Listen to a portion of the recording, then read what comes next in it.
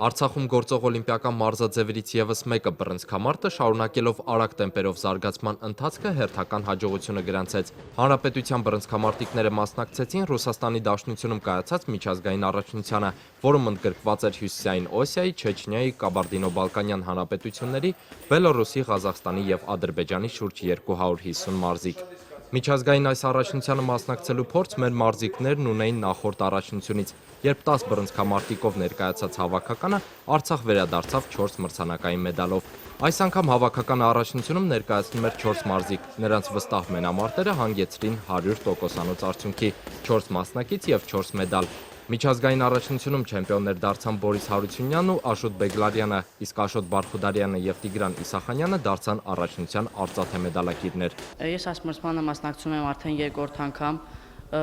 առաջին անգամ գրավել եմ առաջին տեղը, իսկ հիմա երկրորդ տեղը մրցել եմ, երկուսն Չեչնիայից են եղել, երկուսին հաղթել եմ, իսկ երրորդ մենամարտս անցկացրեցի Ռուսաստանի Դաշնության Պիտիգորսկ քաղաքից հայ մարզիկի հետ, նրան չկարողացա հաղթել եւ երևի ուժերս չհերիքեցին դրա համար։ Առաջնության մասնակցած բոլոր մարզիկները 2-ից 5 տարի է ինչ մարզվում են բռնցքամարտով։ Մարզիչ Նարեկ Աբրահամյանի խոսքով մարզաձևի շարունակական զարգացումը ստիպում է Արցախում առավել ամուր հիմք ունենալ հետագա բարձունքներին հասնելու համար։ Что самое главное, что эти соревнования они нам нужны։ Ամենակարևորն այն է, որ այս մրցաշարերը մեզ պետք են։ Սա շատ կարևոր առաջնություն էր, որտեղ մասնակցում էին լավագույն 250 մարզիկները։